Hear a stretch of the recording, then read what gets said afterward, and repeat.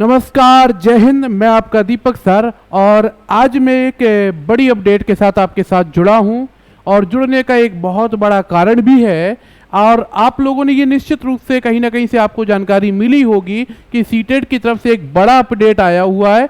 और वह अपडेट क्या आया हुआ है निश्चित रूप से आपको पता चल गया होगा, कहीं ना कहीं से यह जानकारी मिल गई होगी कि सीटेट की तरफ से अपडेट आया क्या है और ये कौन सा अपडेट है।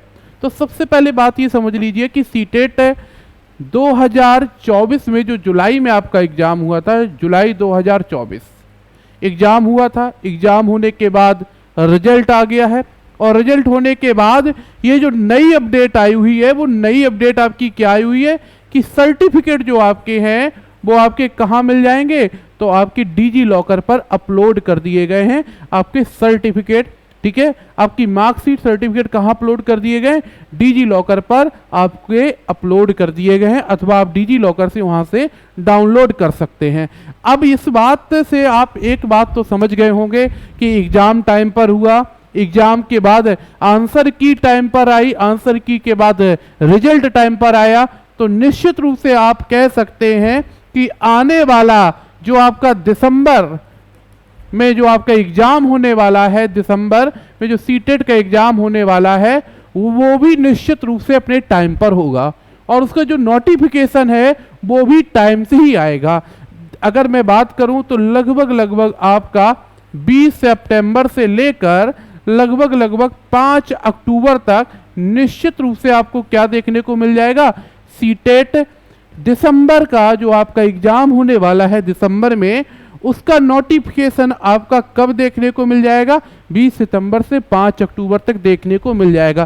क्योंकि जो सीबीएसई है वो निश्चित रूप से बेहतर तरीके से काम कर रही है, समय पर रिजल्ट दे रही है, समय पर आंसर की अपडेट कर रही है, समय पर सर्टिफिकेट भी अपडेट कर रही है। तो निश्चित रूप से जो समय सीमा है उसकी, वो समय सीमा के अनुसार 20 सितंबर से 5 अक्टूबर तक लगभग 2-4 दिन ऊपर या नीचे हो सकते हैं।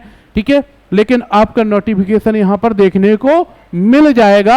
अब एग्जाम की बात ये आ जाती है, एग्जाम कब तक होना है, तो ये समझ लीजिए कि लास्ट दिसंबर 2024 या हम कह सकते हैं शुरुआत में जनवरी 2025, यानी लास्ट में 20 दिसंबर से लेकर 10 जनवरी तक कहीं ना कहीं आपके एग्जाम सीटेट द्वारा करा लिए जाएंगे और समय के अकॉर्डिंग ही रिजल्ट भी आपको मिल जाएगा। और ये भी आपको याद रखना है कि भाई नोटिफिकेशन आपका लगभग सितंबर के अंत में देखने को मिल जाएगा। एग्जाम की डेट के लिए मैंने बता दिया है कि लास्ट दिसंबर या जनवरी का फर्स्ट ऑफ वीक में आपको क्या देखने को मिल जाएगा, एग्जाम की डेट देखने को मिल जाएगी। एग्जाम जो होना है वो आपको मालूम है OMR बेस्ड होना है और ऑफलाइन एग्जाम होगा। कैसे होगा, ऑफलाइन एग्जाम होगा। आप इस बात को समझ गए होंगे कि सीटेट समय सीमा के अनुसार ही काम कर रहा है। ठीक है, और लगातार वो हर काम को अपने समय के अकॉर्डिंग ही कर रहा है। तो आने वाले समय में निश्चित रूप से वो परीक्षा भी टाइम पर करा लेगा, विशेष कुछ बदलाव देखने को मिलेगा नहीं।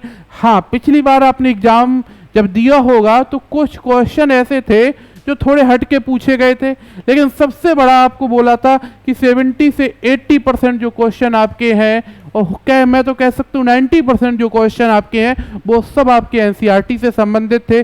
अगर आपने पीवाईक्यू सॉल्व किए हैं, आपने एनसीईआरटी को बेहतर तरीके से पढ़ा है, कॉन्सेप्ट को अच्छे तरीके से कवर किया है, तो निश्चित रूप से आपने देखा होगा कि एग्जाम में वही सब पूछा गया था। कुछ प्रश्न आपके इधर उधर से थे, वो प्रश्न कहाँ से आए थे, डियर लर्नर की टीम ने उस पर भी विशेष ध्यान दिया है ताकि अगली बार अगर प्रश्न इधर उधर से भी पूछे जाएं तो बच्चे जो डियर लर्नर के साथ जुड़े हैं उनको समस्या नहीं होगी, क्योंकि डियर लर्नर की टीम ने वहां पर भी बेहतर तरीके से काम किया हुआ है। अब बात ये आ जाती है कि आपके पास समय की बात कर लो, सितंबर चल रहा है, सितंबर तक आप लोग सोच रहे होंगे कि समय कितना बचा, तो समय आप देख लो, सितंबर को तो छोड़ ही देते हैं, अक्टूबर मान लो, नवंबर मान लो और लास्ट दिसंबर मान लो। ये 3 महीने का आपके पास समय है। कितने मंथ का समय है, 3 महीने का समय है, 3 मंथ का आपके पास समय है। और आप पहली बार अगर सीटेट एग्जाम देने जा रहे हैं या आप लगातार बार बार प्रयास कर रहे हैं और आप सफल नहीं हो पा रहे हैं, तो आपको ध्यान रखना चाहिए कि आपको तैयारी करने के लिए मिनिमम 3 से 4 महीने चाहिए होते हैं। कितने चाहिए होते हैं? 3 से 4 महीने चाहिए होते हैं। 3 से 4 महीने में आप कोर्स को कंप्लीट करते हैं, साथ साथ में आपको PYQ भी सॉल्व करने होते हैं, और भी अन्य बोर्ड की जो परीक्षाएं होती हैं जैसे यूपी टेट के लिए, अन्य जगह पर KBS के एग्जाम्स भी होते हैं, उन पर भी ध्यान रखना होता है, क्योंकि कहीं ना कहीं ये देखा गया है कि सीटेट भी प्रश्न 2-4 इधर उधर से पूछने लगा है। तो समय आपको चाहिए होता है मिनिमम 3 से 4 महीने का, और तैयारी का समय बिल्कुल अभी है। आप अभी से तैयारी करना अगर प्रारंभ कर देते हैं तो निश्चित रूप से आपका 101% इस बार सिलेक्शन होना तय है।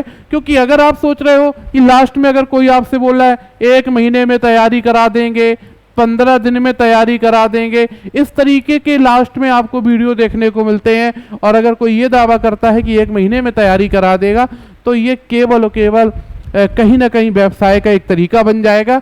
कुछ नहीं होता है, आपको समय देना पड़ेगा 3 से 4 महीने का। जब आप प्रॉपर समय देंगे और समय के साथ साथ आप चीज़ों को करेंगे, टाइम निर्धारित करेंगे, उसके अकॉर्डिंग कोर्स को पूरा करेंगे, कोर्स के साथ साथ आपको कॉन्सेप्ट भी क्लियर करने होंगे, PYQ भी सॉल्व करने होंगे, आगामी परीक्षा आपको कैसी देनी है उसकी रणनीति भी बनानी होगी। सारी चीज़ों पे जब आप काम करेंगे तभी आप कुछ कर पाएंगे। तो ध्यान रखना है, अभी बेहतर समय है। इस ही समय आप बिना कुछ देर किए बैच को ज्वाइन करें, कहीं भी बैच को ज्वाइन करें। जरूरी नहीं है कि आप DL लर्नर के ही साथ जुड़ें, और जो बच्चे DL लर्नर के साथ जुड़े हैं उनको बेहतर तरीके से पिछली बार हम लोगों ने रिजल्ट बेहतर दिया है, और बेहतर तरीके से उनके साथ हम लोगों ने काम भी किया है, और रिजल्ट हमारा बताता है।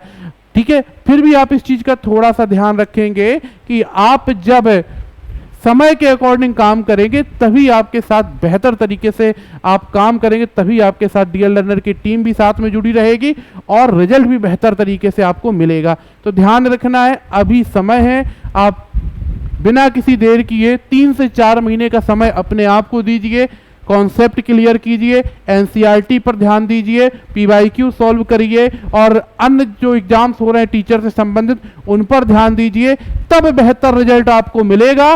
बाद में 1 महीने 15 दिन पढ़ने से कुछ होने वाला नहीं। कभी कभी कुछ 1-2 पास भी हो जाते हैं तुक्का लगा के, तो ये मत समझिए कि आप उस तरीके से करने वाले हैं। आपको एक अच्छी नॉलेज चाहिए, क्योंकि सीटेट के बाद आपको टीचर का कोई ना कोई एग्जाम देना है, और जब एग्जाम देना है तो सीटेट जो है वो आपका बेस है। आप पहले बेस को क्लियर करेंगे तभी तो टीचिंग एग्जाम के लिए आप क्वालिफाई कर पाएंगे। टीचिंग एग्जाम में आप जाके 15 दिन पढ़ लेंगे काम हो जाएगा आपका? नहीं होगा, आपको मेहनत करनी पड़ेगी। तो बिना किसी देरी किए अभी जो हमारे बैच वगैरह चल रहे हैं उन बैच पर आप ध्यान दें, और एक बार आप जरूर डेमो क्लासेज लें, मैनेजमेंट टीम से बात करें, मॉक टेस्ट वगैरह भी आपको फ्री मिल जाएंगे हमारे यहाँ, नोट्स वगैरह भी फ्री मिल जाते हैं।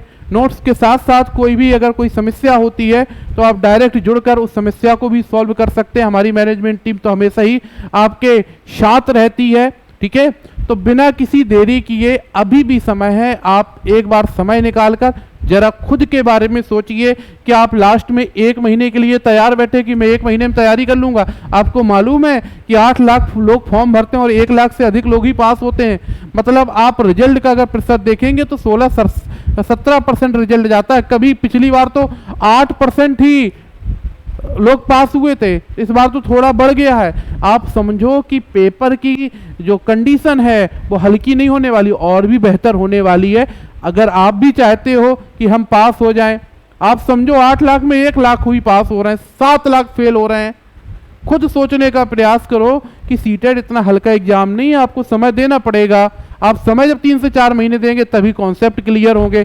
जब कॉन्सेप्ट क्लियर हो जाएंगे तभी आप PYQ अच्छे से सॉल्व कर पाएंगे, तभी अन्य टीचर एग्जाम के प्रश्नों पर आप ध्यान दे पाएंगे, तभी तो आप तैयारी कर पाएंगे ना। तो तैयारी आपको अगर बेहतर तरीके से करनी है तो निश्चित रूप से आपको इस बात का ध्यान रखना है कि बिना समय गवाए आप अभी से काम करना शुरू कर दें। ठीक है, और मैं एक वीडियो भी बना दूंगा बहुत जल्दी जिसमें बताऊंगा तैयारी आपको किस तरीके से करनी है, कैसे आपको पढ़ना है, इसके बारे में भी बताऊंगा। ठीक है, मिलते हैं, नमस्कार।